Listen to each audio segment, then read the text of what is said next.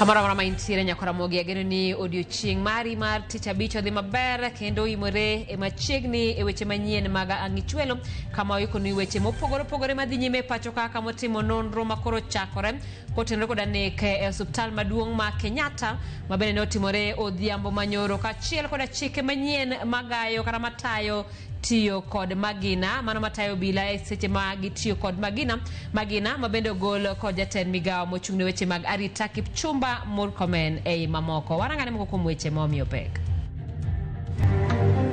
Somehow this person was able to commit a murder and cover up the evidence so that there is not enough evidence to charge him.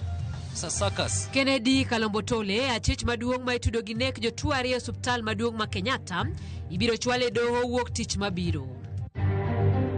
The only policy directive that is legally binding and to the IG and which can be properly debated by the people of Kenya is the one that I have put in writing and in signature and with my signature as required by the Constitution. Jatend migawo mar arita Kipchumba Murkomen ogolo andika manyien madhi tayo pisas mag obila ewi yore mag tiyo gi magina.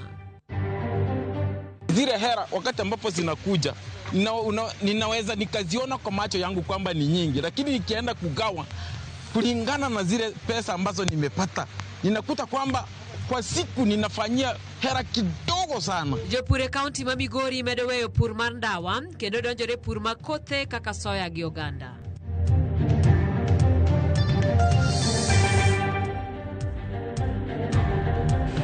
Namba maro tima chuo kenari adek auchiel nono kao kamano bende yudo achiel kachiel e mbui mag oganda wayudo achiel kachiel e mbui mar Facebook, YouTube, mbui mar Instagram, mbui mar X kachiel kod mbui mar TikTok. Nyinga Simfrozo Kinda, jaloko marwa en Elizabeth Otieno. Wachako kama jatend migawo mar arita Kipchumba Murkomen ogolo andika manyien madhi tayo pisas mag obila e yore mag nyalo tiyo gi teko mathoth e kinde mangimagi ni kama ng'aw. E andika makamano obila onge kod teko matiyo marach kata chielo ng'ato gi magina kaka yo mar miyo ng'ato kum ma odhi ataro mar chik. Murkomen koro nyiso obila mondo oluw chike manie andika ma ogolo kawuono ma ok chik mane ogolo jumbe adek mokalo. Kaka jafwambo marwa Kristo Wino leronwa. Na tumeambia polisi mtu yoyote mwenye atakaribia police station piga yeye risasi. Banglep mabor kete e mach mager kamayo bel jumbe adek mokalo ewi miyo obila chik mar chielo gi magina ng'ata mosieko machiegni kod tesend obila jatend migawo mar arita Kipchumba Murkomen oneno ler kendo loko chung' mare. Ilimbe mare mar ng'iyo chal mar arita kwe kaunti ma Samburu Murkomen ogoyo about tan kendo nyiso obila mondo wigi owil kod chik makamano kendo luwo andike manyien madhi tayogi e tiyo gi magina kalure kod chik kaachiel kod ng'eto mag doho. Now IG can have something to work on. People should stop this idea that I had directed IG in any way in the past. The only policy directive that is legally binding and to the IG and which can be properly debated by the people of Kenya is the one that I have put in writing and in signature and with my signature as required by the Constitution. E andike makamano obila okum kum tiyo marach gi magina kata teko mathoth kaka yo mar miyo ng'ato kum ataro mar chik. Bang' picha mako obila kagoyo kendo nego jaus abuog rombe e ng'anyo mag rowere mag Gen Z mar 6 higani obila koro omi chik mar miyo luor ratiro mag jopiny e kinde ma gitayo tijegi. Murkomen onyiso gai mar obila Douglas Kanja mondo oneni andike makamano ochopo ne apisas duto mag obila e pacho kae ma onge leo. And the contents of that policy will then be cascaded down by the IG through the existing framework to ensure that this matter now, which has attracted a lot of public discourse in the recent past, especially after my visit to Dagoretti and Kikuyu police station. I thought it was necessary to put these policy directives in paper so that I can be held to account by the people of Kenya. Kaluwore kod andike makamano, tend obila biro tiyo kanyakla kod duol mochung' ne ng'iyo tije mag obila IPOA mar neno ni obila moketho ratiro mag jopiny ochwal e nyim doho. Andike makamano lero ni obila nyalo mana tiyo kod teko mathoth poni ngimane kata ngima japiny ni kama ng'awo. This is the only prevailing policy directive on use of force and use of firearm by police officers to either protect themselves and protect members of public, and also when dealing with and apprehending criminals. The policy will be shared officially with all of you. Chike makamago biro jumbe bura bang' migawo mar obila yudore e nyong'ong ewi nek mag rowere mohewo 60 e ng'anyo ariyo mag rowere mag Gen Z higani. Chris Owino, Ramogi TV, Nairobi. Wadhi nyime kama Kennedy Kalombo Tole, achich maduong' e nek mar jatuo e kar thieth maduong' ma Kenyatta, pod odong' e lwet obila ka orito mondo mi ochwal e doho chieng' wuok tich juma manyien.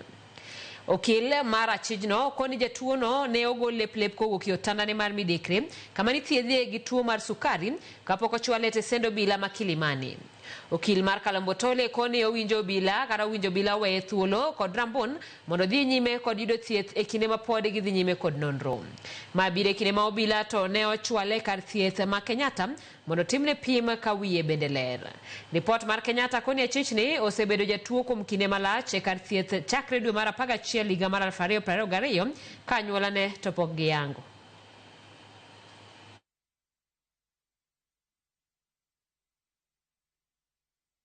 Because they did not have sufficient evidence. The file has been thrown back to them to go and find sufficient evidence. Now, this is a man, you should see him. He's small-bodied, he's disheveled, very sickly, seemingly mentally unstable, chronically ill, suffering from at least 3 conditions, known conditions. Somehow this person was able to commit a murder and cover up the evidence, so that there is not enough evidence to charge him. It's a circus. It's a circus. Must end. En wach matek ahinya kendo wageno ni en nonro mibiro tim matieki mar ng'eyo ni en ng'awa ma donjo suptal kendo nego jotuo. Wadhi nyime kama jaod bura ma Naivasha Jen Kihara oyudo fungruok bang' jayal buche mar doho mamalo ma Kikubi we thuolo bang' chulo rambon ma siling 50,000. Kihara okinde mage kotelne kod jatend duond bura mar Wiper Kalonzo Musyoka kod jod bura motenore kod jalup jatend piny machon Rigathi Gachagua onyiero keth mane odonjnego kagi wacho ni gin weche mag siasa. Riwruok mapek owuok e nyim doho bang' okinde Kihara kwedo chenro mare mar mako bao kagi wacho ni apis jomin wach ne ok oyango malong'o ketho mane odonjnego. Jamin wach Victor Owiti kata kamano ka ochung' motegno ni ok ginyal pedho neno magi kaka nyaka Kihara mak bao. Burano ibiro winji kendo tarik 29 dwe mar 7 higani. Allegations of discriminatory charges, if at all, if that's what they are saying. There is no clear offensive conduct that has been identified. That you don't need to test the milk to know that something is off. Even the smell of this can tell you that there is something that is off.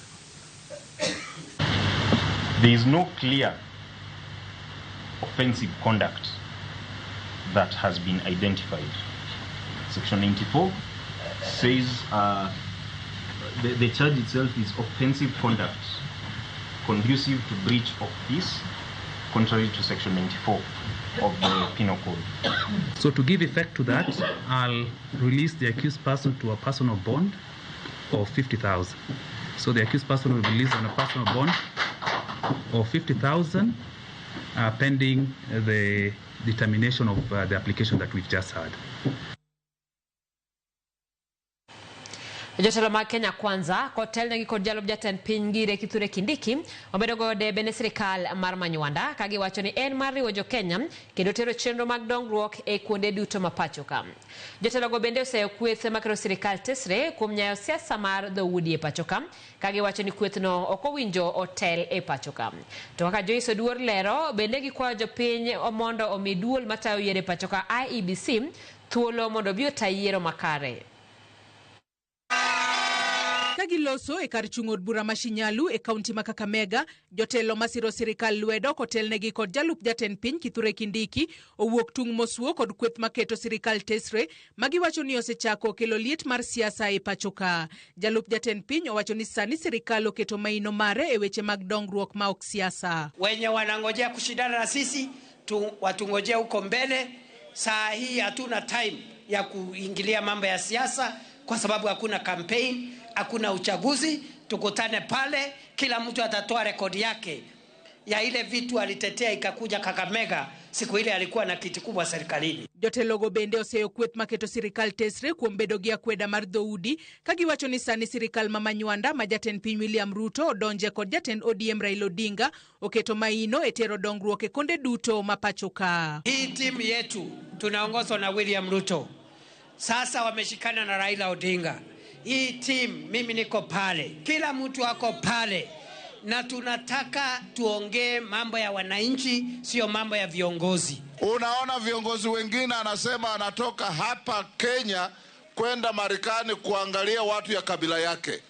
Huyo si Mkenya, huyo ni mkabila na hastahili kupewa nafasi ya uongozi. Tunataka kukumbusha wale ambao wanaeneza siasa ya ukabila ya kwamba sisi kama timu maendeleo tumeweka Kenya mbele. Ewi weche mag duol matayo weche mag yore pachoka IEBC, jatend migepe Musalia Mudavadi odokne IEBC kowacho ni IEBC en duol ma ochung' kar kende mawinjo mithuolo mar tayo yiero e yo makare. Kuna tofauti kati ya serikali ya Kenya na taifa la Kenya.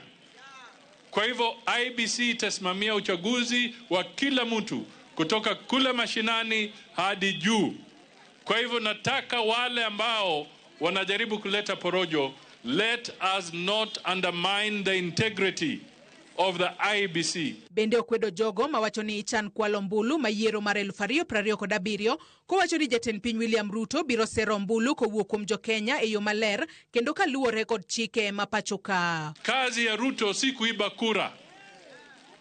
Kazi ya Ruto ni kutafuta kura kwa mwananchi kwa njia ya demokrasia na kupeana mwelekeo na uongozi kwa taifa. Kwa hivyo wewe kama una fikira za kuiba, tafadhali usiweke Ruto kwa fikira zako za kujaribu kuiba kura. Joyce Oduor, Ramogi TV. Mokum jokanyo no e duond buch UDA e kaunti ma Mombasa koro jowuok tung' mosuo gi jaod bura Manyali Mohamed Ali masani gituoni temo kelo pogruok e kind jokanyo e duond bura no. Ma gikoni en bang' jaod bura no balo gi jatend piny Kenya William Ruto kendo donje kweth makwedo piny owacho motel ne kod manen jalup jatend piny machon Rigathi Gachagua. Gidwa ni jaod bura no koro gwetao kaka jakanyo no e duond buch UDA mane otere e od bura kagise kuom kelo pogruok kendo dwaro ni jokanyo e duond bura no odar kode kendo gidhie kweth makwedo piny owacho.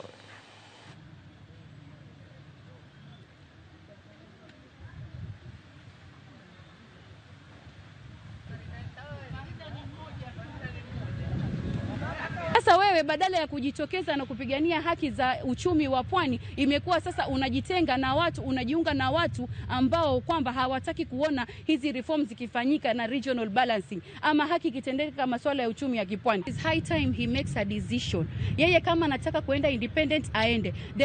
It is not right for him to enjoy political privilege by being in that seat ya commission ya Public Service Commission na huku wewe unatuma proxies wako wakisema kwamba chama kinaharibika, chama hivi, chama vile, na wakati unajua wazi kwamba hiki chama kiko imara na kiko na structures 47 counties. Sisi tukiwa hapa pwani ni lazima tuzungumze na sauti moja. Tukizungumza na sauti moja ndipo pale nguvu inakuja. Lakini leo ukisema uko UDA kisha unatupiga mawe, hii haiwezi kuendeleza. Ni lazima tushikane, kama kuna matatizo tuzungumze ndani ya nyumba ya UDA. Tuchambuane pale UDA, tujua makosa iko wapi, tutengeze wapi. Wadhi kaunti Masia kama mokuom jodongo e kar chung od bura ma Ugunja owuok oko mar kwayo josiasa ma olapdho gi ndong ne komb od burano mondo nyakwe e kinde campaigns ka giwacho ni osechakore kata doko ni speaker mar od bura mamalo Moses Wetangula to poko kolando ayanga ni komno dong nono mondo ngwech ochakre mar lare. Jodongo wacho ni thoth josiasa thoro tiyo gi ojende mondo giyud lek margi kendo bang'e to gibolo rowerego kaseche moko to itiyo kodgi e siayo tulo gino magiwacho ni en tim manyiso dok chien kendo rem mar lony mar demokrasia. E twak margi gi jofwamb weche chiro Masidindi, jalony e weche telo Moses Omondi ojiwo jopiny e kar chung od bura ma Ugunja mondo bi owuog oko mar yiero jatelo manyalo tiyonegi makare. Kom od bura mar Ugunja nodong' nono bang' jatend piny William Ruto walo mane en jaod bura makono Opiyo Wandayi kaka jatend migawo mar teko. Ka aber to nego gibed karachiel giwinjre kod kijande ma koko mabedo gano onego bed maonge mondo kata bang'e kango osedonje to kwe emobedi nikech gima duong' midwaro piny en kwe. Onge gima tek matamre to mana ka gibiro gi kwe mondo mi kijande kik gore nikech nitie mabiro tiyo gi kijande ahinya. Kwang'iyo gik machalo kaka koro basari nyicha nokonyowa ng'at manyalo dhiyo mondo okonya e mago sani onge nyicha ni kata kwan kod liete kor gwenka mheshimiwa biro to konyowa kuondego okwane sani kan tinga manyalo konya gi sechegi. Be daher wacho kenda kwa yudhe amo gara duto ma Ugunja niki kiti kodwa e yo mora mora gi jasiasa mora mora mondo wakel tulo ka mora mora to gima duong' ahinya en wanya kwe mondo kwe jowujo oyier kod kwe mondo anwang' bunge mabro tayowa e ndalo modongi. Ndakwayo ni vijande duto tema Ugunja wuog oko jodongo wuogi mini wuog oko mondo watimuru yiero man gi ndhandhu yiero man gi kwe iye mondo wayieru gi mowinjore wayier wayieru jatelo mowinjore wayier madhi choponwa kechwa maneno orem kapok ochopo. Tenda Hospital maduong' ma Homa Bay oyudo chik mar doho mar iko e bur ma kanyakla ringre 14 mapoko yangi kendo sebudho e kar kano ringre no kuom thuolo moingo higa achiel. Ringre 1,400 go ma oting'o chuo 8, ringre joma mine 3, nyathi 1 kod mamoko 2 ma oselokore choke ne otere kar kano ringre joma othono e kinde higa mar 2022 nyaka 2024. Kaluwore gi jatatije maduong' mar osuptal no Laktar Vincent Oduor, ringrego ne oter gi obila kowuok e kar chung od bura Mandhiwa, Suba North kod Sindo e kar chung od bura ma Suba South. Laktar Oduor wacho ni ringrego sani kelo negi pek e kano ringre mamoko kaluwore ni kar kano ringre no tingo ringre 30 kende to sani gin kod tich matek nikech githung kod ringre mathoth. Okoni giseyudo chik mar doho kende thuolo mar ndalo 14 gibiro iko ringrego e bur manyakanyakla ka wegi ok oyudore. Gin ringre nyakaramogi 14. Unclaimed go gin 14, 7 owuok Mbita sub county, Mbita area, that is Suba North. Uchielo owuok Ndhiwa area, chielo owuok Sindo, that is Suba South sub county. Koro kuom gite aboro gin joma chuo, 3 gin joma mine, 1 en nyathi manobuogi, then 2 gin achoke lilo. Koro wakwayo oganda ma area ka gi area moko kopo ni watni kata osiepni moro no lal, wakwayo ni mondo wamiyo 1 week juma achiel mondo ubi mondo ukonywa ng'iyogi. Kopo ni gin watni to kopo ni chich no nyalo bedo watni to wanyalo konyi mondo wang'e kopo ni en watni adieri mondo ikaw ringre no. Nyakora mogi kanyo wakao yueyo chenro en marang'ich wela no ka otemolo kara Ramogi TV ler kabisa kendo waneno habari ka wano Dili Gardens Kisumu Oromos ne Honorable Rose Nyamunga, Dr. Joshua Oron, Governor Anyang' Nyong'o and John Onyango from Owiti Foundation CBO. Kaka pile Ramogi TV ler waneno habari ka wan aparoni oteno asesomo kanyo ero Ramogi TV moro joka Singa Odongo Pile amoso baba wa Jack Singa Odongo kod Mise Singa Ansara Singa Nyakwaro Odongo marwang neno West Kanyamkago an obilo Derek director kod Nims Academy Kabondo amor kod chenro Ramogi chopono makare wako sirikal mondo ojiwarita e osiptende rokamana nyakom ote mari Nyakwaro Ramogi warengo wadhiedu kama tin kikilima bor pod wantie kod weche mathoth.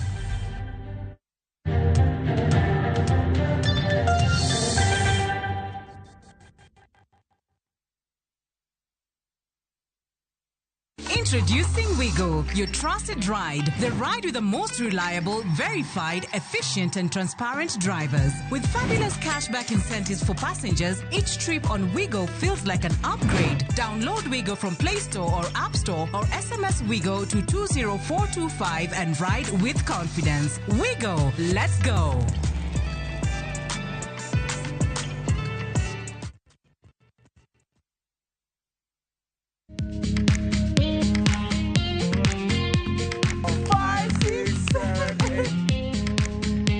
For all matters health, watch Ndakitari in Kikuyu, Penj Laktari in Luo, and Uliza Daktari. Hivi viharusi vinatoka upande wa roho, wa moyo. Utiredio horo wa wellness check-up. Tafadhali, enda uone daktari bingwa ya mama. To milk ni emokano nafasi. Get more episodes of these informative shows on View Sasa.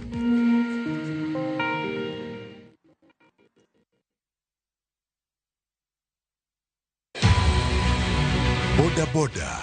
Sekta maithoro kuong nikech njore mayudore iye. Boda boda ong'ere kaka jonek, joma ketho gige ji. To ne riwruok mar Levites Missionary lamo resruog boda boda. Hii ni sekta ambayo Yesu anaweza kuitumia. Na maandiko yanasema ya kwamba Mungu anatumia kile kitu kibaya ambaye kimedharauliwa. Mae geno ma boda boda uchunge mise margi. Mise mageto loko sekta no majilo mieno kinde ka kinde. Tunaona Mungu akionekana hapa ndani ya Nairobi. Tudrigi Cynthia Onyango chieng' Jumapil sachiel gi sadek otieno ka okelo ni sigana mar Biblos reso boda boda.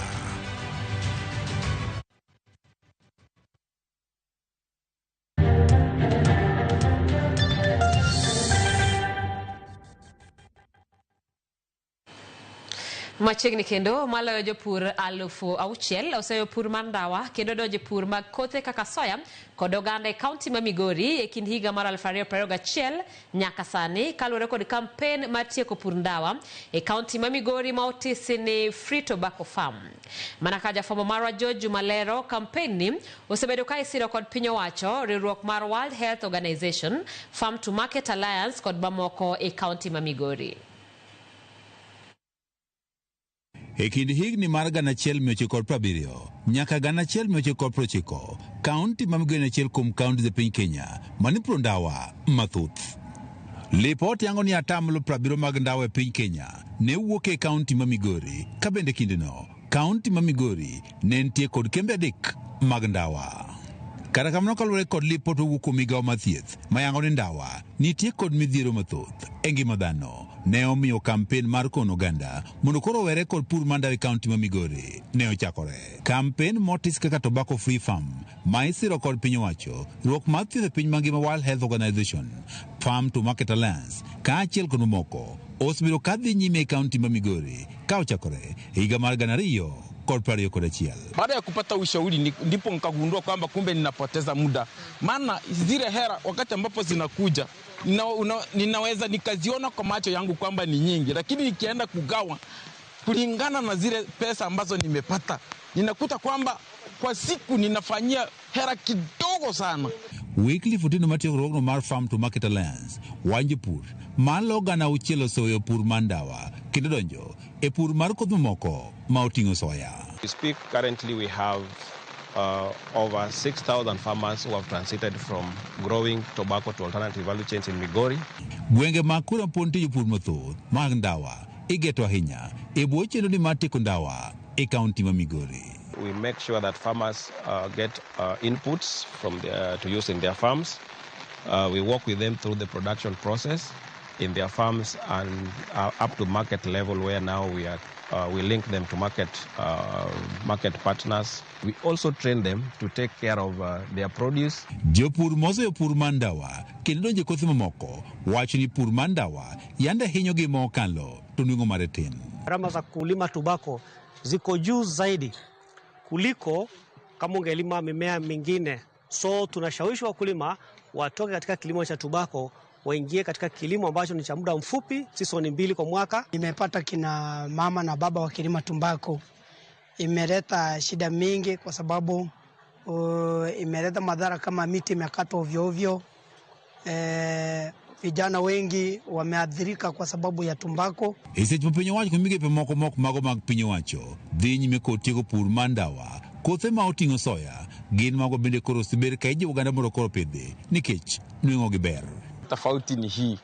Wakati ule wa tumbako nilikuwa nalima, lakini kwa hali ya shida, venye niko mlemavu hivyo ilikuwa inabidi hata nisumbuke nihangaike kutafuta watu ambao watanisaidia kulima hilo tumbako. Ni soya imeniletea unafuu kiasi. Nyota beans, which is the first crop that we promoted in this region.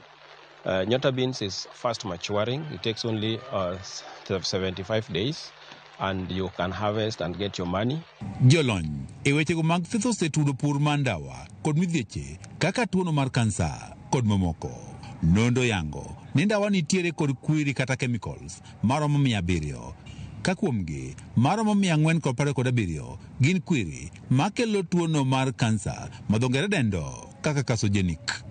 Lipot bende yango ni kuom $10 mayude pur mandawa maromo $7 itiyoge thiedho tuoche ma ikelo kod ndawa. George Juma, Ramogi TV, Migori. Erokamano nya George Juma. Weche mag somo ni kuonde tiego tije lwedo medore kod 35% e higa mar 2018 nyaka 2023 ka kwan mar jopuonjre mariwore kod kuonde tiegruok bende omedore kod 56%. Kata kamano, kaluwore kod report mar Usawa Agenda kod Zizi Afrique, omenda ma jopuonjo kod gige somo ma osebedi ka ichwalo ok romre kod kwan mar jopuonjre, gino ma jolony koni miyo jopuonjre ma tieko skul ok bed mochwiny ne tije kaka owinjore. Judith Omondi ni kod mathoth. En report manyogolo odiochieng' manyoro kendo nyiso rameny kaka sekta mar somo chal chakre nasari nyaka kuonde tiegruok mamalo. E rang'iny mar tiego tije lwedo, ripodno oyango ni atamalo mar jopuonjre osemedore kod 50% ka masinde kod mwandu mag tiegruok to osechwal kaka owinjore kendo maromore kod kwan mar jopuonjre matiegore e skunde ma opogore pachoka.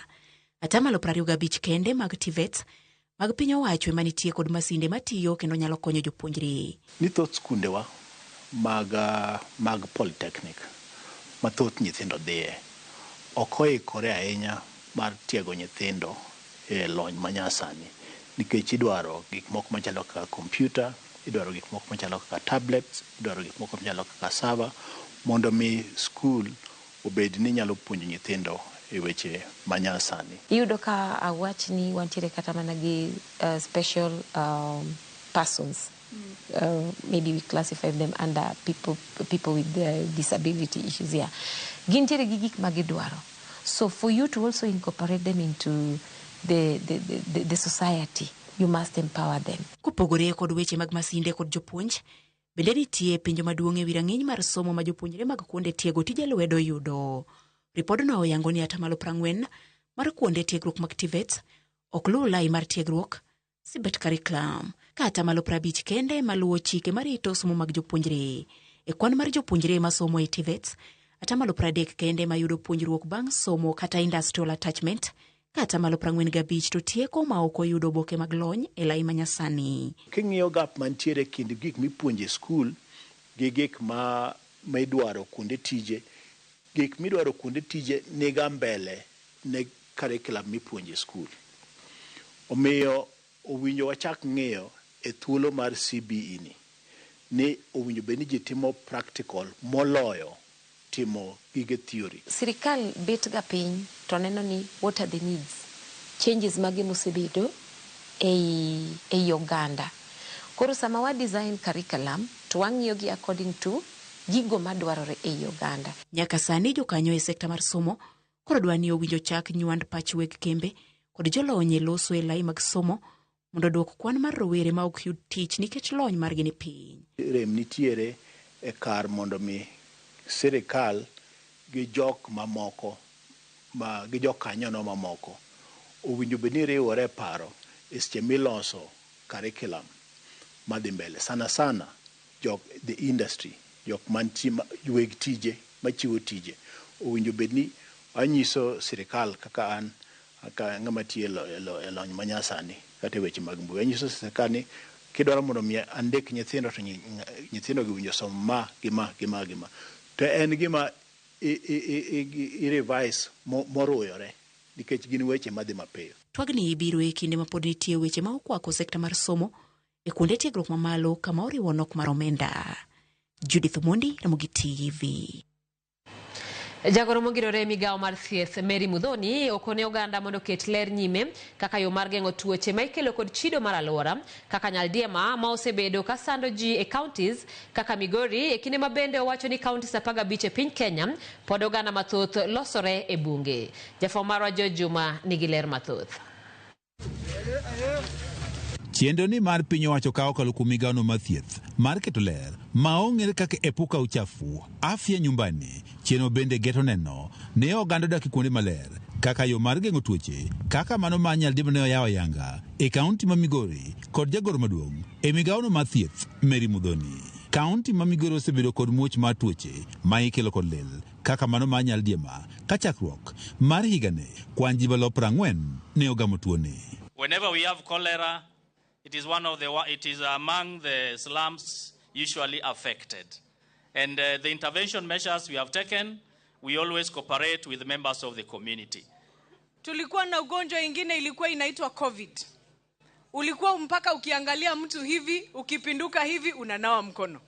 Ukienda sokoni, ukisimama karibu na mtu unakimbia unanawa mkono. Mudhoni mane weka daponego garantie piny maong'ere kaka pida e sub county Masunais Kardak makinde mokalo mokumo ganda ne ogamo tuo mar nyaldiema ne owacho ni tuoche kaka nyaldiema ok gin tuoche mabende kone bende oganda e kuonde magidake e kindeni. Hatutawahi itikia ugonjwa ya kolera tena ifike hapa Migori.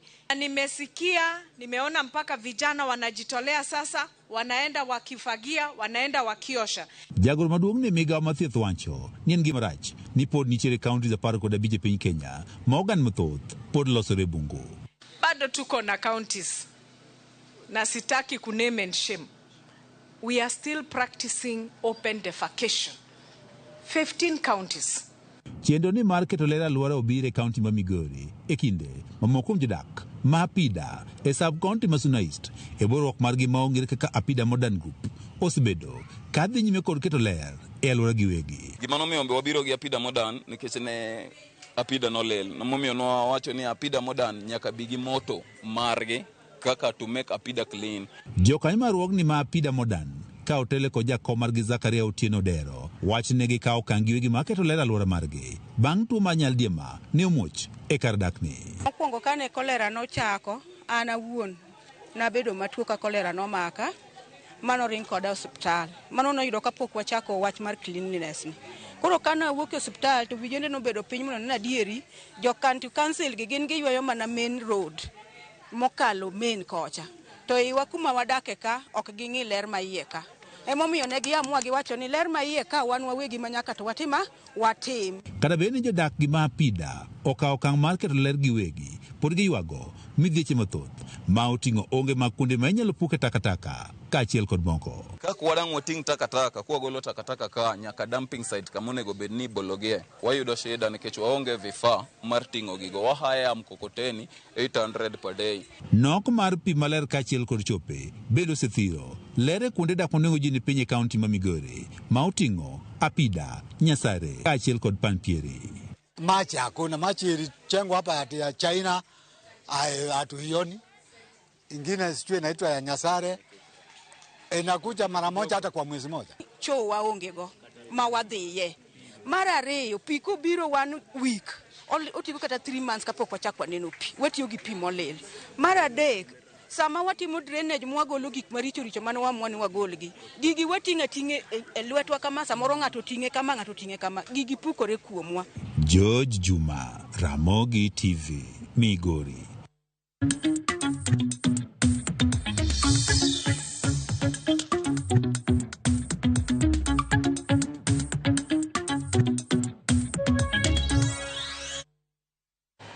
Machiegni mesawa mar weche mag ohala kama nyisruok gige pur kata ASK mahiga ni boma Kisumu oyawa yanga gi jatatije Kenya Lake Basin Development Authority mano Wycliffe Ochiaga ka jopiny nochopo kar romgi mondo gichuo wengegi e gige mopogore molosi. Kane oloso gi jofwambo e nyisruokno madhi kawo ndalo adek, Wycliffe Ochiaga olero ni nyisruok mahiga ni en mar lando rieko mar pur manyasani mar medo yuto. Bende omedo ni jopiny yudo puonj e wi kothe mabeyo manyalo timo maber e alwora Kisumu kod pith mar rech mondo jopur oyud yuto mabup kaka owinjore. County Commissioner ma Kisumu Benson Leparmojo bende ne osingo arita makare e ndalogi mag nyasino kendo kwa jopiny mondo obed akicha gi wach moramora manyalo rocho kwe.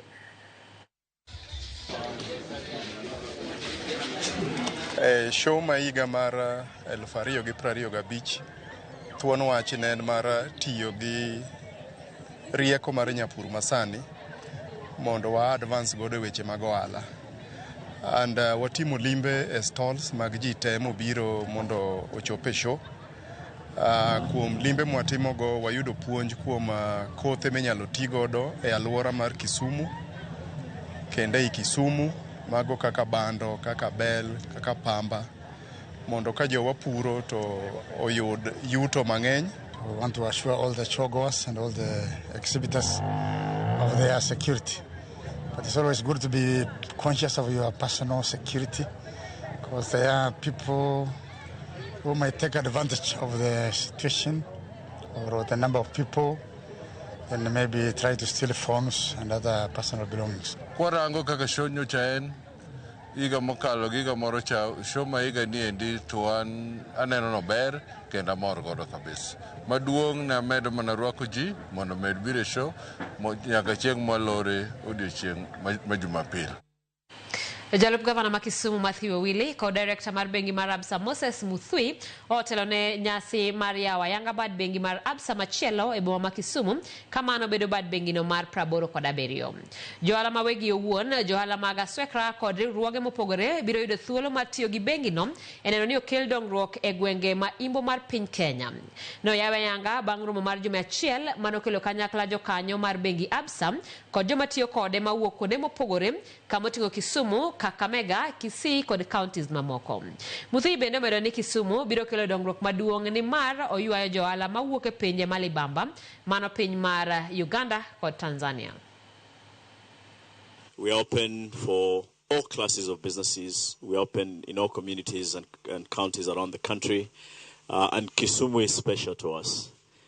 Since the first brick of this building was laid close to 100 years ago, we've been here. And it's a commitment we have as a bank to places that are progressive and grounded like Kisumu is. Looking at what has happened today, it's a call to action to all our customers who are enjoying the Prestige proposition to come and see what you've done to them. And this is a commitment from the bank to continue evolving with the modern times and ensuring that we take care of them. You at ABSA are our very core partners in the development of this county. When we came into government in 2017, we decided right from day one that we would like to revive the economy of Kisumu, and the most important aspect of that revival would be the revitalization of the port and the connection of the port with the port of Mombasa and the port of Lamu.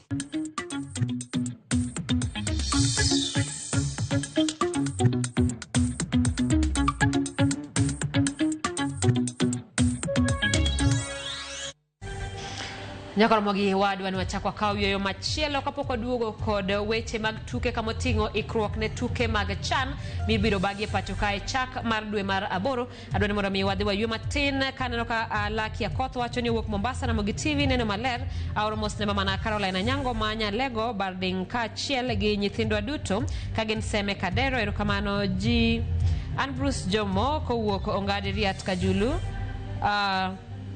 Mosna Mama wa Millicent Jomo gi Waya Rose Ambassa gi Samantha Kinyi gi Maria Kinyi gi Dawa Minatieno gi Fui Samantha Kinyi gi Wono Tunge gi Waya Helen Katamin Mark kawuok Masongo gi Joka Jomo Tayan Bruce kawuok Ongadi Riat Kajulu oimore od thieth ma Kenyatta onego timne nonro matut diponi nitiere malingling madhi mbele otieno maber ni gavana mtarajiwa Honorable Babu. Erokamana nyanya kwa Ramogi waduogi weche mag tuke kikidhi mabora.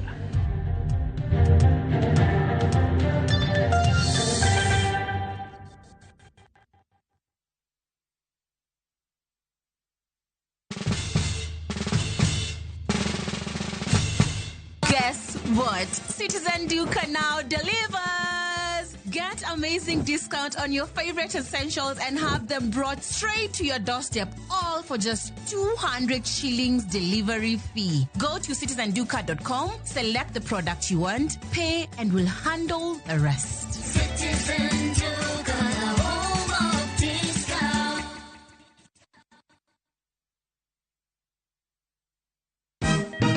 Siku njema huonekana asubuhi. Kabisa Anuari amangana gao. Seti him. Chamige. We museo. Kenya nzima tunasema jambo Kenya.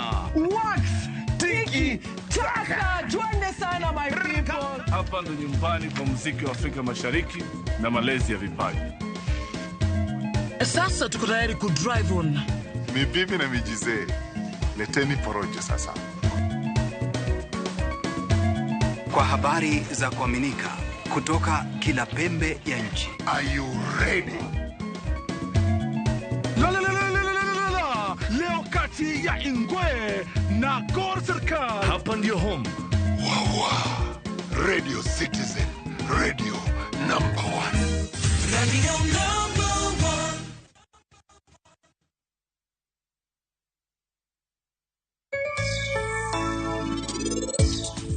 Ola, timgimi duaro sawa. To kwa unitoke da? Adaradika. Binyeni order sani dano you white colored jobs. Ilika kudwa teach ti wacho natara. Kamine nani yani teach. Ngamani iye tije yot molo ngamani yoko. Inyisa professionally. Taka kiateka.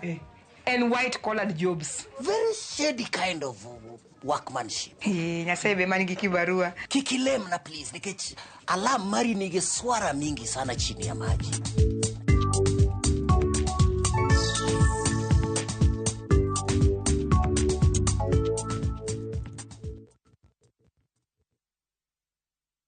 Nyakwa Ramogi, Kenya Eratiel. Raila has a space to say what Gima Jakom Dwawacho. The opposition, nothing like Supreme Court. Oliet Nyakwa Ramogi. Jumapil ka Jumapil. Ana chungo mama kratil kadel war piny. Ka adwani wa discuss kaka Kenya dhi. Winj tuak magoratil piny. One was got in opposition. One was got in opposition 50 years. Mayo kiparka kele wich bar moro. UDA onge kama pose donje. Adwani penja bati. Koso donje kona mane. Sachiel gi nusu tieno. Siasa mar piny Kenya en siasa koso dongruok. Kai kelo ni kod George Bati. Kik bai.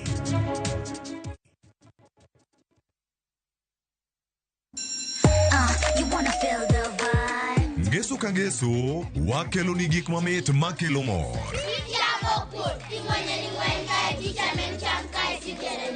Rogo mar nyithindo kae, wakelo ni talanta. Loso gi lwedo, wapuonji tedo be. Gi moko mamit. Rogo mar nyithindo, ngeso saa 3 mar okinyi, mana e Ramogi TV.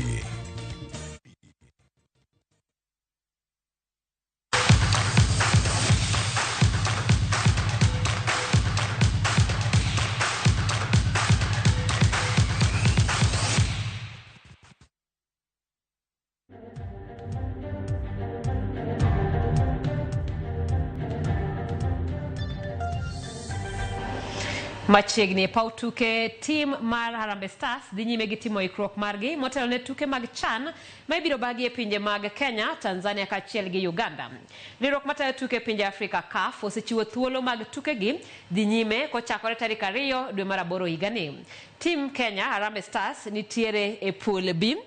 Tim mar Kenya kanyo nitiere e pool B kaachiel kod timbe mamoko kamotingo Angola, DR Congo, otingo tim mar Kenya, DR Congo, Angola, Morocco, kaachiel kod Zambia.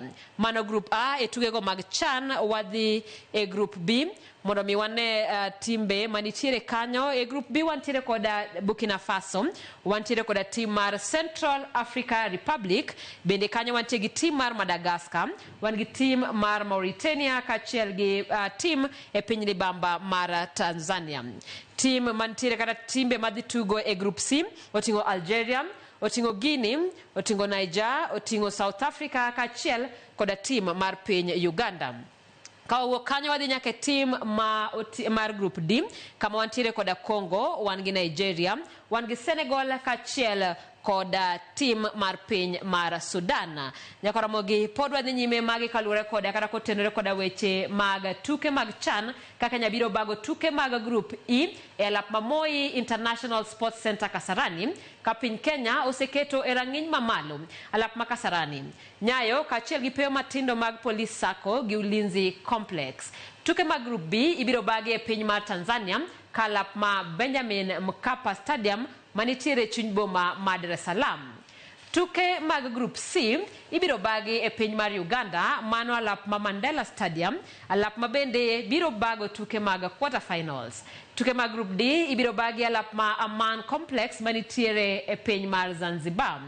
Yowuot Benny McCarthy Harambee Stars osebedo gi ikruok makare ka odiechieng' makiny gibiro wuok pacho kaka gidhi e piny mar Tanzania e tugo tuke mag osiep mag pinje 4.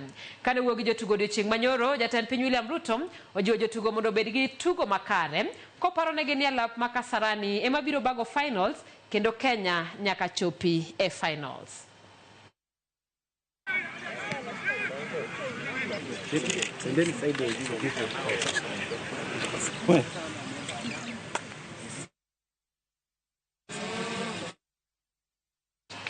Kawuok e ikruok mag tuke mag CHAN wadhi nyime gi weche mag tuke kama tim mar Acakoro biro ting'o nying Kenya e tuke mag nyithindo ma hikgi ni piny mar 13 e piny mar China juma manyien. Tugono mar juma achiel biro kelo kanyakla timbe mathoth manigi lony mar arie tuke mag adhula kama bende biro miyo nyithindo mawuok pacho ka yudo thuolo mag riwore gi timbe mawuok Europe. Kenya nitiere pool A kama bende oting'o timbe kaka China, Spain kaachiel gi Thailand. Timno biro wuok e pacho ka tarik 20 dwe ni. Today, since we came on Monday here, so I think we were prepared well, so we are ready for the tournament.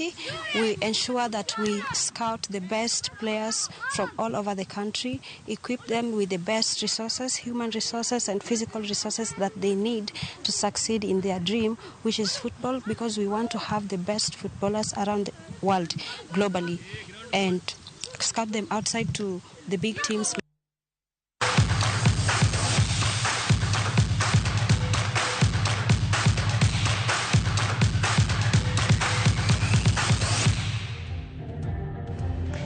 Nyakoromogi mano bende thuolo mane wan godo ne weche manyien mag ang'ich welo. Erokamano ahinya kuom kawo thuolo mari mar bedo kod wecheno ni wanenre weche manyien mag oimore. Nyinga Simfros Okinda, jaloko marwa thuolo ni duto ne en Elizabeth Otieno.